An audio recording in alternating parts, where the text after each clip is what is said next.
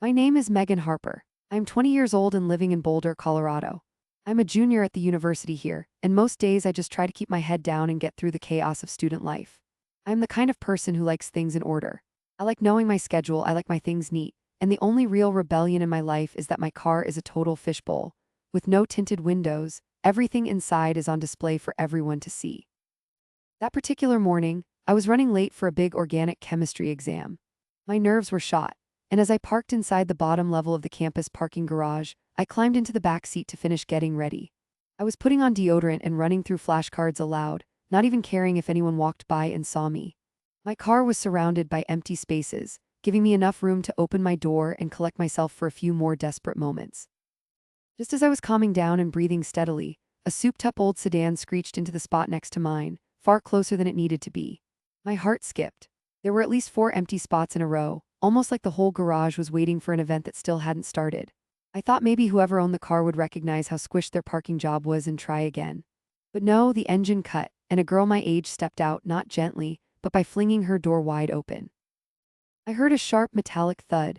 Something about her attitude, the way she flung her backpack onto her shoulders without even a glance, made me freeze in disbelief. Her door had hit my car right on the side, but she acted like I was invisible behind the glass.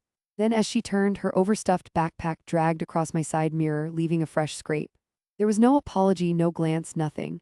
My brain could not process how she could be so careless. I even figured maybe she did not notice, but as she left, she slammed her own door with enough force that her backpack hit my car again as if I was little more than an obstacle in a world made just for her. I sat motionless, deodorant stick still in hand, heart racing, cheeks flushed with a mix of embarrassment and rage. I did not know what to do. If I got out right then, would I yell, would I talk to her? But before I could even unbuckle my seatbelt, she was already walking briskly away, off toward the elevators, earbuds in, leaving me behind with my words stuck in my throat.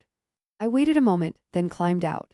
Sure enough, a teeny but obvious dent had appeared, and light brown streaks from whatever grime clung to her bag were smeared across my mirror. It was not the kind of thing you would call the police over, especially not when both our cars were already a little banged up, and let's be honest, not worth more than a few textbooks.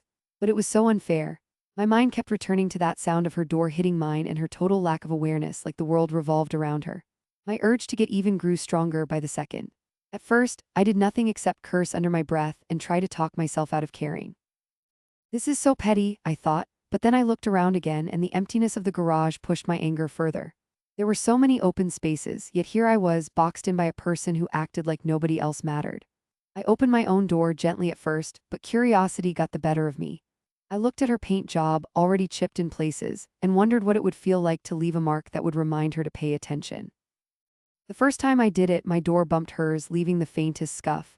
I felt a pit of guilt in my stomach. Was I really going to do this? But the anger over her careless slam and the fact that she never looked back took hold of me. The second time I pushed a little harder. I imagined her face when she came back and saw it, and then the idea of justice or pettiness overtook me. I kept at it more than just once. Sure enough, a small dent began to form on her side panel, smoother and more obvious than mine. For a moment, I felt like I had won something, as if leaving a visible lesson on her car would force her to be more considerate next time. My heart was beating way too fast for such a tiny revenge, but I could not help it. The thrill of doing something about it, even if it was childish, made the soreness of her thoughtlessness sting a little less. Suddenly I realized if anyone walked by and saw what I was doing, they would know exactly what was up. I ducked into my car, started the engine, and moved to a spot on the other level, one where nobody could possibly box me in again. Kid stuff, maybe, but it felt good to take back some control. I sat there a few more minutes, half trying to convince myself that what I did was justified, and half worried that it would somehow come back to haunt me. The dent on her car was worse than the one she left on mine, but it felt proportional. Sometimes in life you just have to show people the effect they have on others, especially when they never seem to realize it for themselves. As the adrenaline wore off, I realized we both had cars with stories all over them, and this would just be another one. When I walked into my chemistry test, I actually felt calmer. Maybe it was because the world finally felt a little fairer, even in that small, secret way. The day finished as usual, homework and classes, and the feeling that no matter how hard you try, sometimes people just do not see you or your car. But from then on, whenever I parked my dented car, I gave a little smile thinking about the mark I left behind. Maybe she would remember next time she decided not to look. And maybe, just maybe, she would park just a little more carefully. It was not the biggest victory, but it was enough. And if I ever see her again and she recognizes me, maybe I will finally speak up instead of letting the small injustices slide. Until then, my little dent stands guard as proof that sometimes, even the quiet ones push back.